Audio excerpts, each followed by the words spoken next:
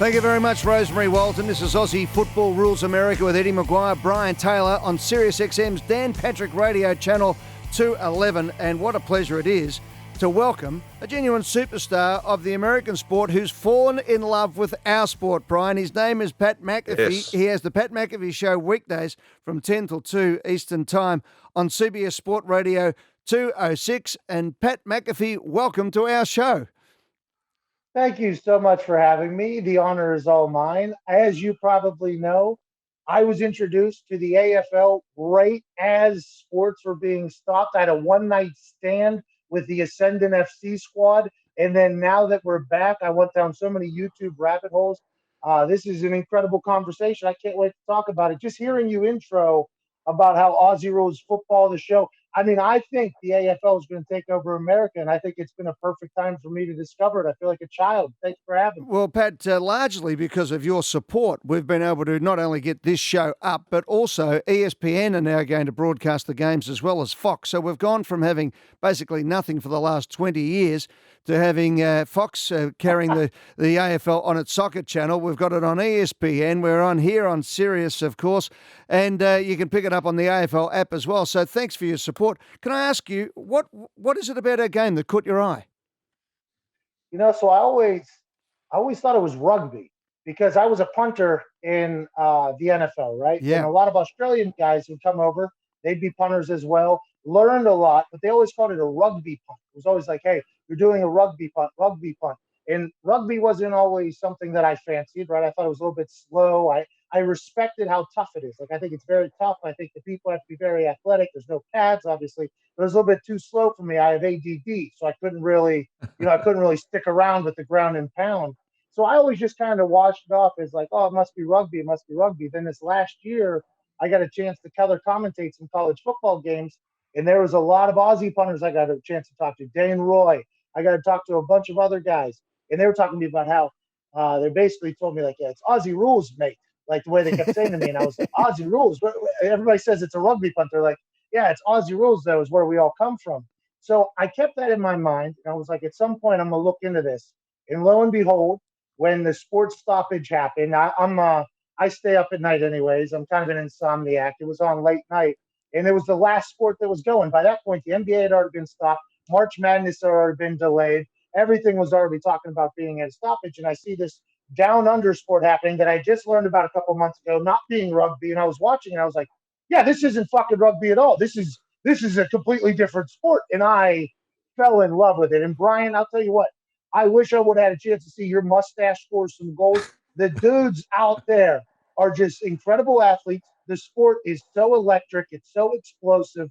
And I think it was the sport I was supposed to play. That was you. That's why I love it so. Now, Brian, let me play Pat's first recollection or the first time he saw Australian football. Have you seen the AFL, the Australian Football League, Aussie Rules Football? I watched my first game last night at like 1 a.m., and it might be my favorite sport I've ever seen in my entire life. Basically, Aussie Rules Football is the best thing that could have ever been made. They punt like 6 times a minute. There's punt passes, there's completions, there's running, there's tackling. Refs toss balls like 65 yards over their heads. There's like, it's just this awesome sport that I knew nothing about. It's played on like a 3-mile surface area of grass. It's the biggest playing surface I've ever seen. It's actually about 150, 180 metres, Pat, but that's all right. So out of all of those unique little things you said there, what is the one thing where you go, wow, is it the kicking ability, is it the marking ability, or is it just the pure athleticism? I think it's everything. I think it just is the fact that it involves everything. You have these specky marks. I learned, hey, specky marks, spectacular marks, I assume is where that comes from. That's what it is, yeah. I'm not 100% sure if that's what it is, but specky marks in the NFL game, I don't know how much you guys know about the NFL game, but Randy Moss, right? So Randy Moss was this guy that just changed football because he could jump higher than everybody and he was faster than everybody. And it's called getting mossed when you jump up over top of somebody. And it's a guaranteed highlight in ESPN, Sports Center, NFL highlight reels. If somebody goes up over top of somebody and mosses somebody, it's like, did you see what that human just did to another human like Randy Moss? your sport is that like every minute and a half. And it just, you combine that with the incredible ability to control your punts, which I have next level respect for. Plus, there's some soccer strategy involved, and there's still the big hits. I think it's the entire thing that I fell in love with so much. It's because it is this, in my eyes, it really feels like this perfect sport. I have no idea how dudes don't get hurt and women. I watch the women kick ass too at this. I have no idea how people don't get hurt every 3 to 5 seconds. I have no clue how it happens, but I'm very thankful that you guys don't. Well, Pat, It's just, I think it's the whole thing. when I talk to Americans, and people say the same as you always do, is it rugby? So, no, it's not rugby. And I say, well, what's it like? I say, well, it's not like anything, but if ever there was a game that Americans could adopt because of the egalitarian nature of it, Yeah. i.e. you can be 7 foot tall or 5'2", but also there's elements of lacrosse. One of the tactics that was employed in the 2010 Premiership team of my team, Collingwood, was the using ice hockey, the bench movements, getting players on and off the ground quickly. They changed the rules because we were so good at it, and all these types of things. And now we're starting to see, as you say, we've had Australian rules footballers coming over to the NFL as punters, but I think we're going to start seeing maybe some receivers, maybe get some players into other positions because of the nature of the way they can play and the versatility they've got. But you would have been a great Australian footballer. You've got the build, you've got the kick, you would have loved the hitting people. Brian was very good at hitting people. Brian hit a lot of people when he played, Pat. I've got to introduce you to Brian Taylor. This man kicked 100 goals in a season. Now that is the benchmark of the superstar players at full forward, and Brian was the man who kicked them for Collingwood. So, Brian, you're a devotee of American football. How do you describe our game to Americans? It's incredible. I think the athleticism, and you mentioned it before, Pat, about covering the distance on the ground. You know, it is a big ground, roughly 180 metres long, 130 to 140 metres wide. That's a very big arena. These guys, so someone your size, 6'6", 6'7", 100 kilos, is running probably somewhere between 13 and 17 kilometres in a game of football. So they've got to be extremely athletic and extremely fit, these guys. Well, I think that's the interesting thing. I'm only 6'1", 250 right now. But the thing about it is, because it does have like that soccer conditioning feel. I grew up playing soccer, right? And it has that feel where there's always constant movement. There's a big pitch. There's a lot of places to go. And it feels like everybody's rooming. Now, the difference, obviously, between Aussie rules and football is there's physical contact and wrestling and battling that's happening, which is also just cardiovascular draining of you. So I think the amount of fitness level that you have to compete in this, plus you've got to have the complete well-rounded athleticism, because you come here to America, and football obviously is our sport. You ask basically anybody, okay? It's like, hey, let's go play catch. They can throw a football pretty good. They can catch a football pretty good. But if they try to kick it, it's shit, right? It's just absolute, like the punter position, the kicker position, everybody says easiest position because physically tasking, 100% the easiest position. But if you ask them to do it, they're terrible at it. So I think the fact that it seems like every human I've ever seen on an Aussie rules football thing has this ability to control where the hell the ball is going with their foot. I have the utmost respect for that because I have paid a lot of money to do that, and sometimes I would mess up. It feels like these dudes running full speed being able. And I think that's because, Pat, like you guys are used to the torpedo. You would have kicked just torpedo after torpedo after torpedo. We kick a thing called a drop punt where it spins backwards. You would have seen the likes of Bennett and Ben Graham and Rocker and you as well. I mean, that changed my career, Brian. That completely changed my career. And it's done the same thing over here for the rugby, the two rugby codes that we have over here as well. They used to be the same as you guys, but it is a much more accurate kick. And so I'm expecting that, you said it's changed your career. Are there other punters in the NFL that are now using that drop punt kick because of accuracy? Well, it's not just accuracy too; it's consistency level. You know, like you're getting a much more consistent ball. The misses kind of disappear. So for me, I think Bennett came over. Ben Graham was here. There was a couple OGs. I should know more of their names. Severia Rocker. Yeah.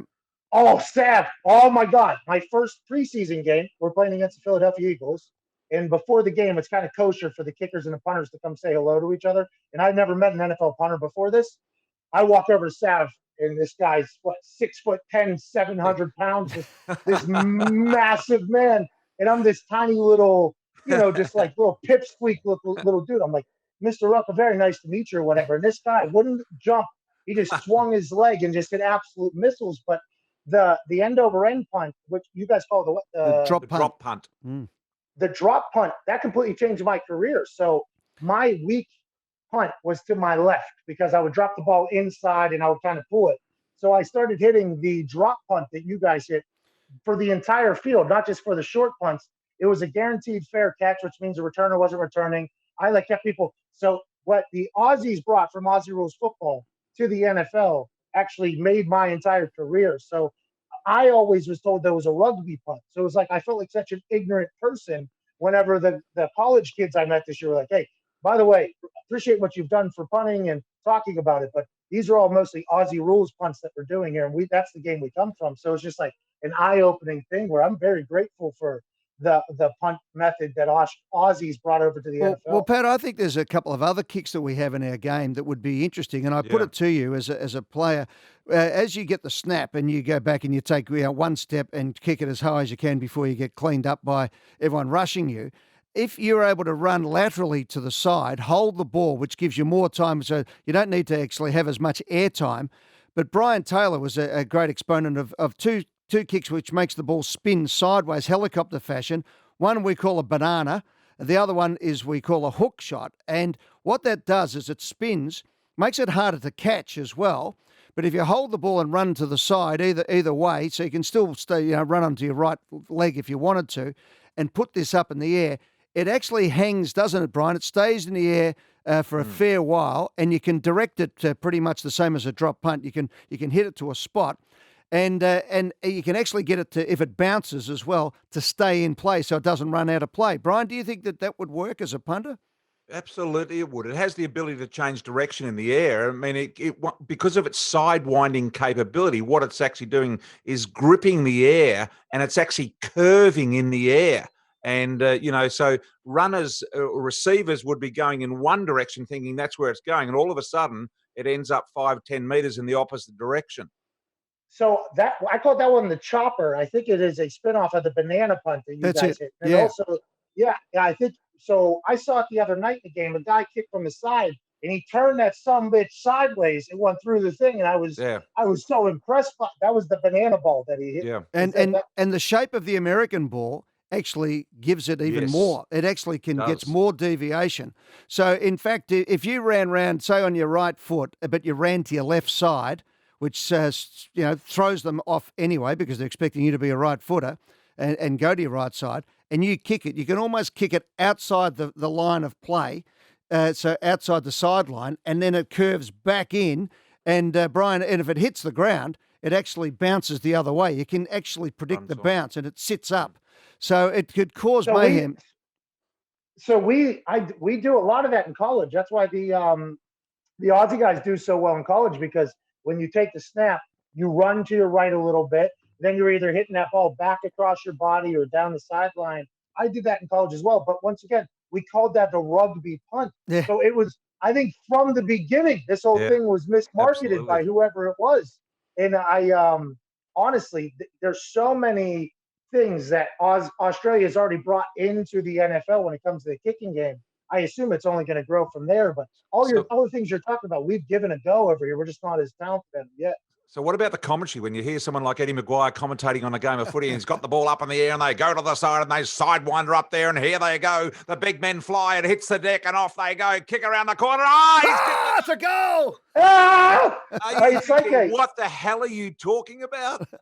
No, I love it. I do find it interesting that we speak the exact same language, but every once in a while I assume I'm tough to understand, and every once in a while I have some Aussies that call into my radio show that are tough to understand. But I think the inflection we both understand. We're happy for what's happening or we're sad for what's happening. And I think to be honest, it's like horse racing, the way Eddie, I didn't know you were one of the commentators there that I was listening to. It's like horse racing. And for me, it was like I was riding the wave. And I think that's what the sport is. It gets like mesmerizing almost because you're just like following the ball, following the action. And then the commentating's riding the wave of the game as well. Very much so. I think there's a lot. And Brian is I such think a great lot to learn of caller. that. Brian's such a great caller because, Brian and I have called for years together on radio, and that's what you do. You actually have the changeover in play, and you can get the rhythm and the ebbs and flow of a game by the commentary. Now, Pat, I've got to ask you, we're speaking to Pat McAfee with Brian Taylor in Australia, one of the greatest footballers of all time, 100 goals in a season, and these days the number one commentator on Australian broadcasting, and I'm Eddie Maguire. Pat, the first game back after the COVID-19 situation was Collingwood and Richmond last week. Here's what Pat had to say about this game, which was called by Brian Taylor. So there was a lot of underwhelming parts, I assume, in the Aussie football rules fans' eyes. But for me, I don't know much about it. I thought it was intense. I thought it was insane. I thought it was absolute mayhem. I had no idea that was a trash, crappy game until every once in a while the commentator would say, that's the worst kick he's had in his life. And then a tweet would come to me, sorry, you got to watch this terrible game. It's like, whoa. I don't think it's a terrible game because I haven't been jaded long enough to know what great games look like, I don't think. And that's a good point because I always say sometimes if you handed out gold bars in the middle of the street, people would complain they were too heavy. And I think that was the case last week. We were that keen to get it back and the two best teams playing at each other, but the intensity level was right going. Brian, you were calling that game. Were you talking it up or talking it down? No, we were I was talking it up because to me it was quite exciting because it was close and so for that's all you want as a commentator. So I was surprised when I heard people at the end of the game saying it was a shocker. I think what they meant, Pat, was that perhaps the skills, there was so much pressure in that game. Yeah, not enough scoring in that particular game. In every game after that to complete round 2 of football, we've had a lot more scoring than that game. They've all surpassed that score. Well, I think the big thing for me watching that was in our sport, right? I'm just going off of what I know, right? And sometimes there's games it's a ground and pound game, right? So I grew up in Pittsburgh, Pennsylvania, Pittsburgh Steelers in the AFC North, which is, it's like very cold weather. So there's a lot of ground and pound where sometimes there's a low scoring game, but there's great defense, right? So I just assumed that the game I was watching there, it ended up being 36-36, which by the way, I feel so smart. When I figure out your 5.6 scoring, I felt like a real fucking genius when that all happened. I was like, look at me, I figured the whole thing out, but I didn't know that it was a bad game until people started tweeting me, telling me it was a bad game.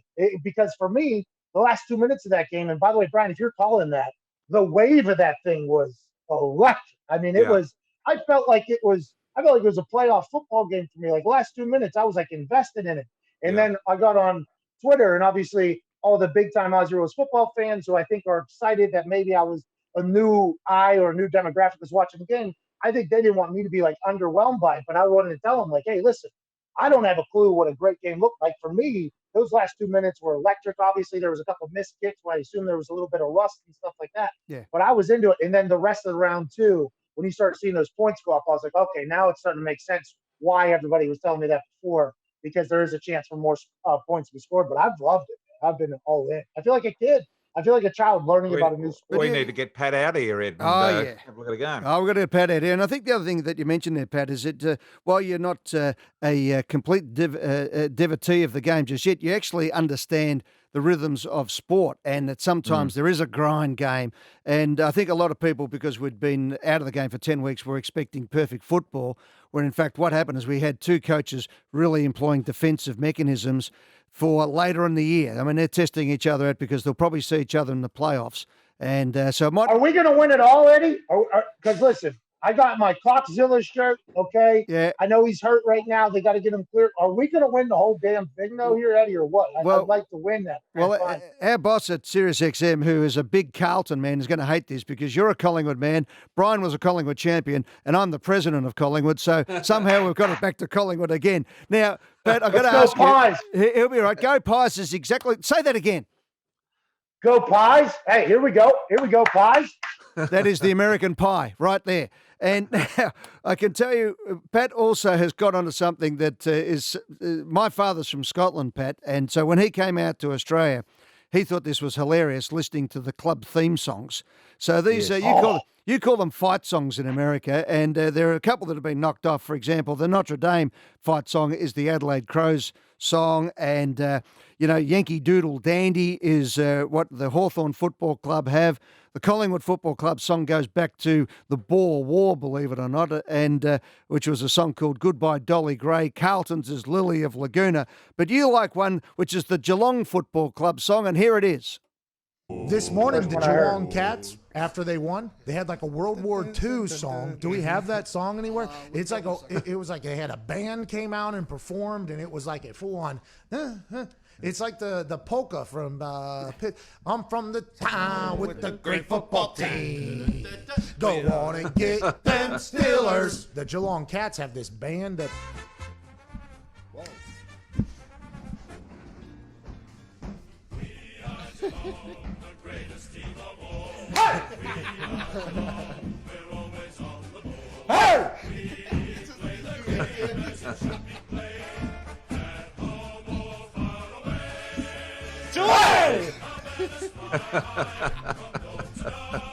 That was awesome. It's pathetic, isn't it? That is, in fact, It's awesome. that is in fact the French composer Georges Bizet's Carmen, the opera, which was written in 1875. So that's how cultured we are in Australia. We actually sing opera songs before we go out and beat the hell out of each other playing football.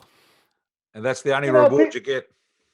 Hey, that was the first time I guess I've been told that happens after every single song. And somebody keeps saying like the big song or something like that. I don't know what that is. I keep getting tweets about like the big song. I don't know what that is. That's GWS. That's a new one. So that's actually been written in the last couple of years. We might see if we can find that, Rosemary. GWS's song there. But this one, that was actually known as the Toreador song as well. Toreador. And that's where we've knocked off all these songs over the years. So we might make this a segment, Brian. I think we're going to have to play some of the great songs. Hey, Pat, before we let you go, mate, we really appreciate your time to get an American perspective about Australian rules football on American radio. Now, do you reckon that's not complicated? If there's one thing that you would love to do as an American athlete playing our game, what's the thing you look at and say, gee, I wish I could have played that game?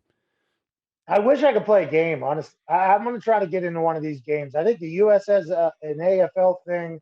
I got to get in a much better shape, though. I mean, I'll probably puke all over the place if I was trying to do that right now. But I am going to at least give it a go. Like, at one point, I have to at least give it a go at some point. I've been kicking the Sharon around in my backyard. I feel pretty good with my control on the Sharon. That thing, just like Thomas Williams Sharon made it in 1880 or whatever. That's it. Handcrafted, loved by foot. There's good reason. That thing gets bombed around here in the backyard. Made out of pigskin. And by it's awesome. It's actually kangaroo hide, by the way. But it's a kangaroo hide. It is, yeah, it's kangaroo hide, and even better. Brian, it doesn't matter, Brian. As long as you're scoring 100 goals, who gives a shit? I just didn't want to tell you that we're using our national emblem as our football. And the best thing about it, T.W. Sharon, of course, was a great Collingwood man, and his grandson was president of Collingwood during the 60s and the 70s. Rosemary, you've got GWS, Greater Western Sydney. Here it is. Big sound from the west of the town. It's the sound of the mighty Giants. Feel the ground is shaking. The other teams are quaking in their boots. Pretty ordinary, that one. Bit Oh, ordinary. you don't like that one, Brian? Nah, Pretty that's ordinary. terrible. It's That's very, the big song. very unmanly. Do you reckon? Oh, Yeah, actually, I it's don't mind it. softy You reckon? softy sort of thing. Ed. All right. Hey, listen to this one. Fair dinkum. Huh? Fair dinkum. Fair dinkum. You're fair dinkum make me- unbelievable. It's fair dinkum unbelievable. I don't know what it means, but I know I'm supposed to say it. Fair Mason dinkum, Cross told me you drop it. Fair It's dinkum real. is the real McCoy. Really, fair dinkum for sure. That's it. Hey, Pat, thanks so much for being such a fair dinkum, unbelievable American guy who loves Australian rules football. We'd love to get you down here for a game, but we really appreciate you joining us on our show today. So thanks very much, mate. And we're going to take a break Listen. on Aussie Football Rules America with Brian Taylor joining me. I'm Eddie Maguire. That was Pat McAfee. Sirius XM's Dan Patrick Radio, Channel 211. And when we come back, one of the legends, in fact, the fullback of the team of the century from the Carlton Football Club, Stephen Silvani. 3 generations of Silvanis have played for Carlton, and we're going to speak to one of the greatest of all time next